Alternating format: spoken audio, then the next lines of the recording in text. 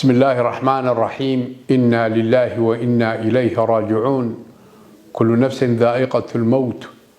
وإنما توفون أجوركم يوم القيامة waxaan anigoo ku hadlaya afkayga iyo afka aasaasayaasha iyo taageerayaasha ururka isbahaysiga sinaanta iyo cadaaladda ee ka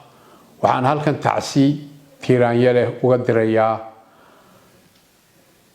qaraabadii qoyskii asxaabtii shacbiga weynaha Somaliland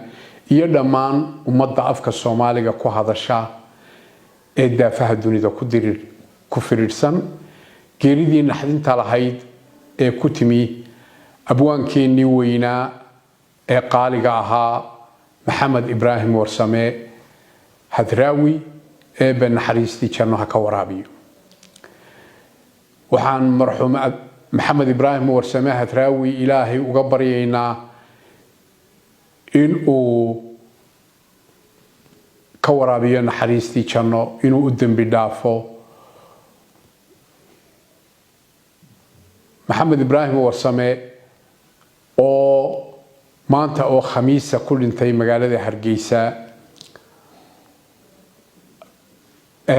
wuxuu ahaa ruux cid kasta oo afka Soomaaliga ku hadasha ay taqaano wuxuu ahaa abwaan weyn oo foolaad u ah suugaanta casriga ah ee Soomaalida wuxuu ahaa nin habdhaqan wanaagsan oo suugaantiisu ay ka badax tiran tahay waxyaalaha nuqsaanta u ah maanta in badan oo kamid ah sida beelaysi gobolaysi iyo wixii la mid ah iyo danaysi waxa uu ahaa isagoo oo yar ayuu bilaabay hibadaas Ilaahay siiyay inuu ummadiisa ku hanuuniyo ugu adeego oo majaraha noloshooda ku toosiyo waxaan ka mid ahaa dhalinyaradii afka Soomaaliga wax ku baratay dhowr iyo 70-nadii waxa ku jiray manaahijtii afka Soomaaliga suugaanta gaar ahaan gabayo badan oo uu lahaa oo ka waramaya dhaqanka suuban oo ka waramaya kuwii hooyo ee kuwa dhulka Soomaaliyeed oo wiilka dhalinyarada wax baranaya uu ku kala barayo ee ay kamid ahayd Paris adaan tegin adoon boon ka sheekayn barashada dhulkaaga horta laga bogtaayo bariyo la isku hawla kuwaas kamid ah wuxuu ahaa abwaan aqli badan oo eeba ku manaystay farshaxanimo iyo qaabka uu wax u qurxiyo ee u gudbiyo Ilaahay subhanahu wa ta'ala ha naxariisto waxaan akhlaaq wanaagsan sabir badan naxariis badan deeq badan dadka masaakiinta u roon ee aan kibir lahayn ee mutawaadica dhaqamadaas uu lahaa suugaantiisii halganka mar quro wuxuu ka mid yahay abwaanada farkutiriska ee aan qabiil iyo qolo iyo beel midna aan ku jirin waynu wada dhimanaynaa adooma Ilaahay baynu nahay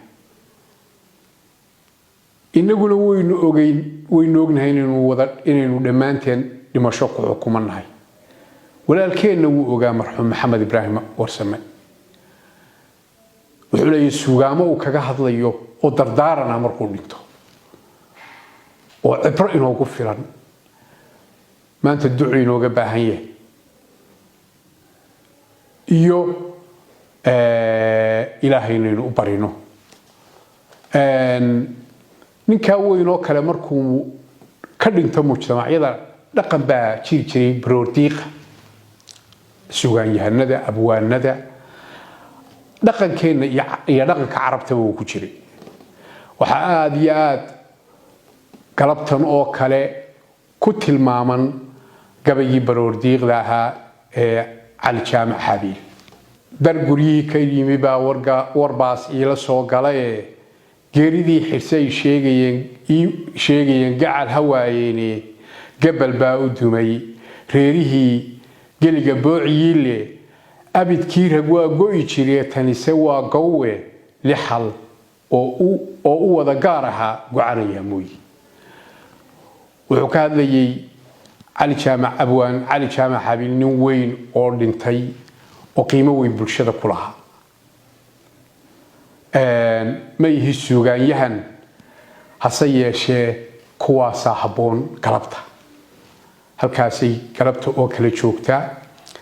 waxaa ka mid ah suugaanta carabta nin qays ibnu caasim la odhan jiray oo aada nin weyn ahaa oo culus oo axlamu min qays ibnu